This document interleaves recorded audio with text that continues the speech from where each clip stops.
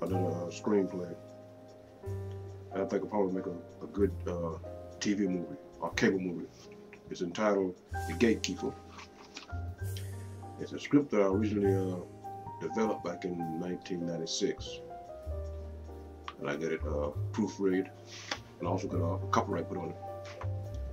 And I sort of revived it a couple years ago.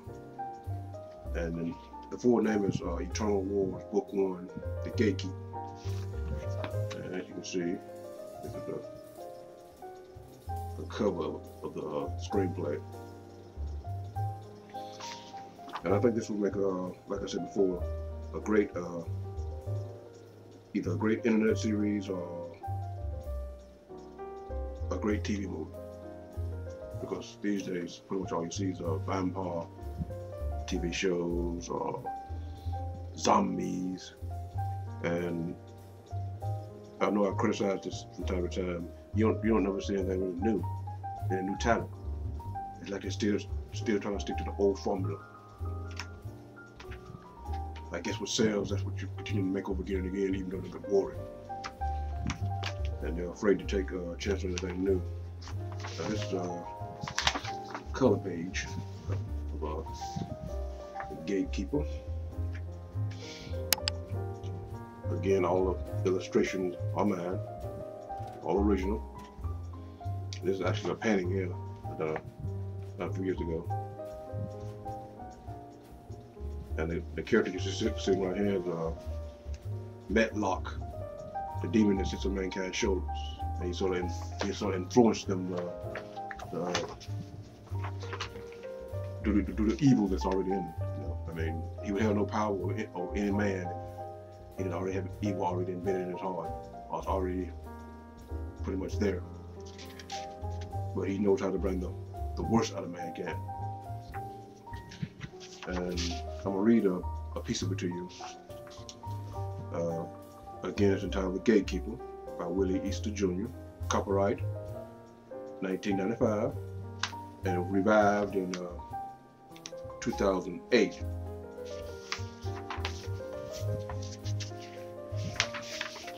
I'll read a piece of it to you right now. The Gatekeeper by Willie Easterj Jr. This manuscript may not be reproduced without the express written consent of the author. That's me.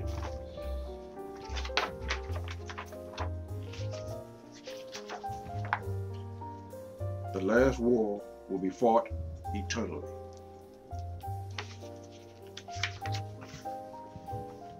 Now this is the opening to Gatekeeper. They give you a sense of what the story is about, the characters, and what's taking place. Because I wanted to set up a very good plot, hopefully to draw producers and movie makers to this particular production. The Gatekeepers are the warriors and guardians of the Netherworld. After 5 centuries, Amy and the demon named Matlock met and seduced a young gatekeeper named Stephen Powers. Afterward, Amy, Matlock, and Stephen Powers escaped from the Netherworld and returned to the land of the living. Immediately after they escaped, another gatekeeper was selected to take the place of Stephen Powers. Amy, Matlock, and Stephen Powers swore that they would never be imprisoned within the Netherworld again while they were alive. Following their escape, a light entity seeks and chooses a new gatekeeper within the land of the living, so that the threesome that escaped from the Netherworld will be returned to the land of the dead. That gatekeeper is Will Unicorn. Amy used voodoo and sex to mislead men and destroyed them. Her voodoo magic became powerful and uncontrollable. She used her powers to open a door into the Netherworld, the land of the dead. She went through the door and into the Netherworld. The door to the Netherworld closed, and Amy was trapped within the land of the dead for 5 centuries. While there, Amy met a demon named Matlock, the demon that sits on mankind's shoulders. At the time Amy opened the door to the Netherworld, she wasn't aware that the Netherworld was also a place where demons were imprisoned from the land of the living. Guardians named gatekeepers kept the demons imprisoned within the netherworld. Every year, a new gatekeeper was selected. Now, that's the one thing I like about this particular story when I wrote it. The gatekeeper never stays the same person. It could be a male, female, anybody. And after 1 year, the gatekeeper loses his power. But within a year's time period, he gets the power of the gatekeeper. He has insight. He has the ability to predict what's going to take place before it takes place. And his abilities are all heightened. His sense of awareness, his physical strength, as well as his mental capacities, all those things heightened for a 1 year time period. And then they basically return normal after. But after a year, all that disappears and returns again as an ordinary person. And we can continue.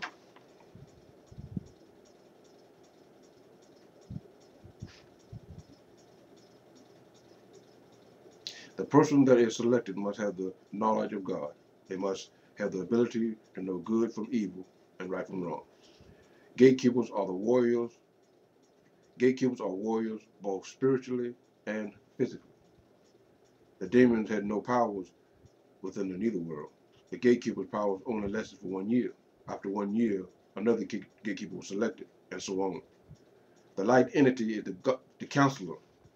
I'll read that again. The light entity is the counselor to the gatekeepers. The reason the demons were able to escape was Amy. She was human when she entered within the netherworld. She was not a full demon. Amy was half human and half demon, she-demon. It took Amy 5 centuries to escape from the netherworld. Amy's voodoo magic was powerful within the land of the living, but her powers became limited within the land of the dead. During the short period of time that Amy, Matlock, and Stephen have spent within the land of the living, they have discovered that Will Unicorn will be the next gatekeeper. After they discovered this, they separated so each one of them would have a chance to kill Will before he learned of the powers that he possessed.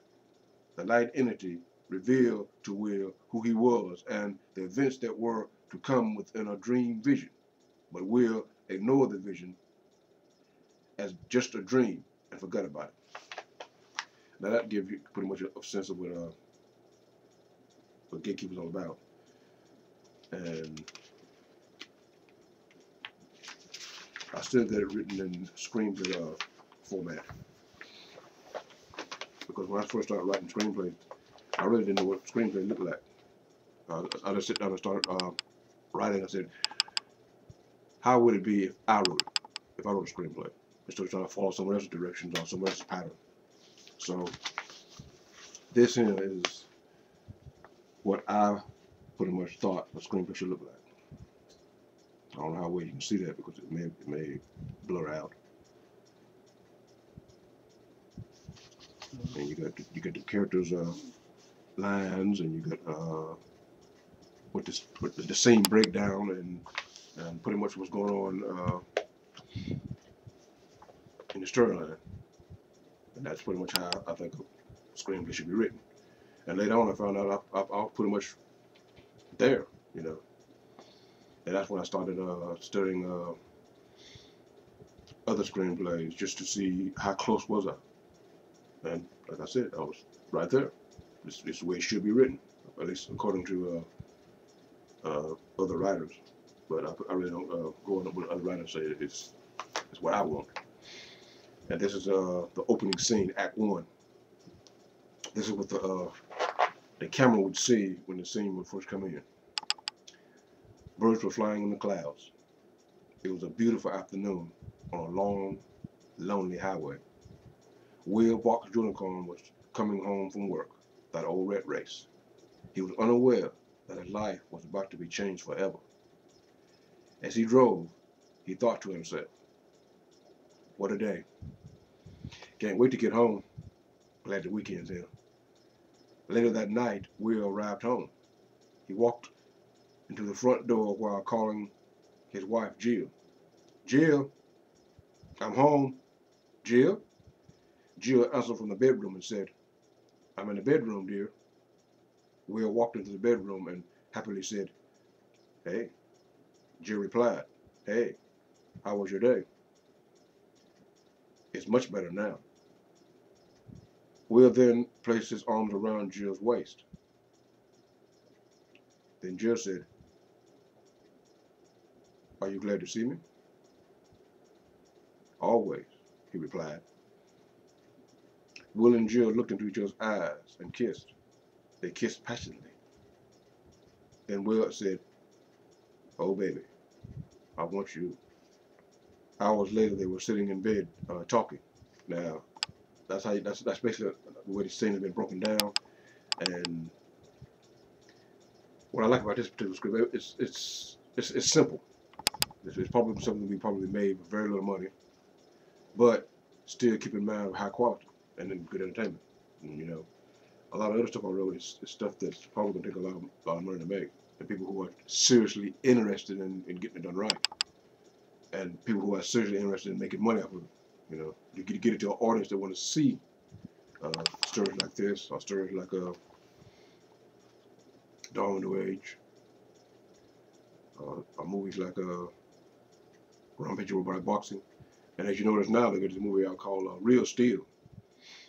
And like I said in one of my previous videos, even though you may come up with a storyline and a plot, and you already get it written out, and you're pretty much trying to present it to producers and movie makers, and then someone else come along with something that's similar, and the movie going public will see that first, and then when you try to present yours, the first thing they'll say is that, well, you get that from another movie. Actually, my movie, the video game / movie that I wrote, was written back in 2000, entitled Rampage Robotic Boxing. I wrote it, just put it away, and got a copyright on it, basically verifying when I actually wrote it. And now you get this movie out called Real Steel, and it's about robots fighting. So you see, hey, that's pretty much the way the business is. You come up with an idea, but someone else can come up with an idea that's similar, and it's sort of, well, that's someone else's idea. It's already been done. Not so. Not the way I got mine presented. Mine is a lot different from Real Steel. I mean, I've been seeing some previews of it, and it's made a lot of money, but mine is totally different from that. Mine is set pretty much into the future, and it's about a robotic engineer that loved the sport of boxing, but after the death of Junior Oldman, who was a world champion at the hands of Rockman Jack, in my particular story, boxing was outlawed for humans. So a lot of robotic companies started building machines to take the place of the human fighter, and corporations got behind it, and they created a new federation of boxing called robotic boxing. And that's pretty much the storyline robotic boxing goes into. So you see, mine is nothing like a Real Steel, what they're trying to come out with now. Mine's been around a while. I mean, I wrote it almost, 10 years ago. And here we are in 2011, and you got this thing coming out. But I'm not mad at them. You keep going, you try to get it published. Hopefully someday, soon, you gotta get out there.